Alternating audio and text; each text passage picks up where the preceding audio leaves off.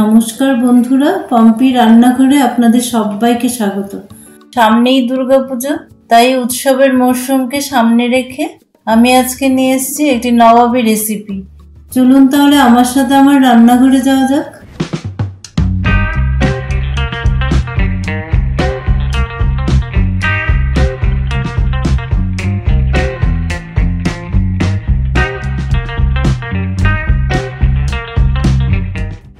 মাটনের এই কাবাবটি বানানোর জন্য আমি 500 গ্রাম মাটনের কিমা নিয়ে নিয়েছি। খুব ভালো করে ধুয়ে জল ঝরিয়ে নিয়েছি।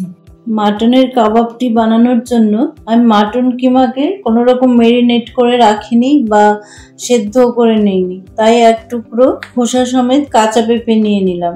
আর বীজের জায়গাটা খুব ভালো করে ছাড়িয়ে নিয়ে পাতলা পাতলা করে পেঁপের টুকরোটাকে কেটে নিয়েছি। এবার একটা মিক্সিং জার নিয়ে নিয়েছি, তাতে 10-15 কোয়া রসুন দিয়ে দিলাম। 1 ইঞ্চ আদাকে টুকরো টুকরো করে কেটে দিয়ে দিলাম। আর 4টে কাঁচা লঙ্কাকেও টুকরো করে দিয়ে দিলাম। ঝালটা আপনারা আপনাদের ইচ্ছে মতো দেবেন। আর কাঁচা পেঁপের টুকরোগুলোকেও ওর সাথে দিয়ে দিলাম। এবার সবগুলোর একটা ফাইন পেস্ট বানিয়ে নেব। এবার মিক্সিতে বানিয়ে নেওয়া পেস্টটি কিমার মধ্যে দিয়ে দিলাম। এই পেঁপেটাই কিমাটাকে নরম করতে সাহায্য করবে।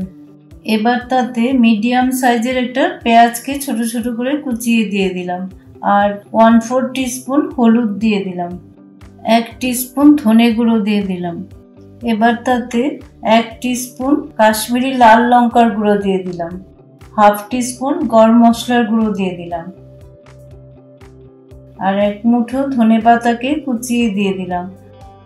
আর 8-10টা পুদিনা পাতাকেও কুচিয়ে দিয়ে দিলাম। 1 টিস্পুন থেকে একটু কম নুন দিয়ে দিলাম। নুনটা একটু বুঝে দিতে হবে, কারণ কাবাবগুলি তৈরি হওয়ার পর আকারে ছোট হয়ে যাবে।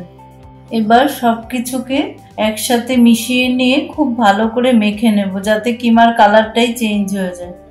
এবার কিমার থেকে বড় বড় করে লেচি নিয়ে হাত দিয়ে কাবাবটা তৈরি করে নিতে হবে। এবার গ্যাসে একটা ফ্রাইং প্যান বসিয়ে দিয়েছি, তাতে সাদা তেল দিয়ে দিয়েছি। তেলটা গরম হয়ে গেলে ফ্লেমটা কমিয়ে দিয়ে এক এক করে কাবাবগুলো তেলের মধ্যে দিয়ে দেব।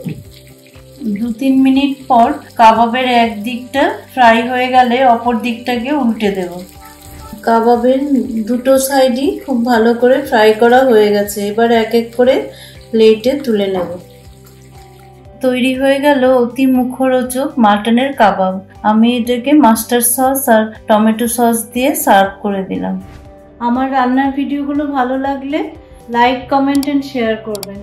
আর আমার চ্যানেলটাকে সাবস্ক্রাইব করে আমাকে সাপোর্ট করবেন।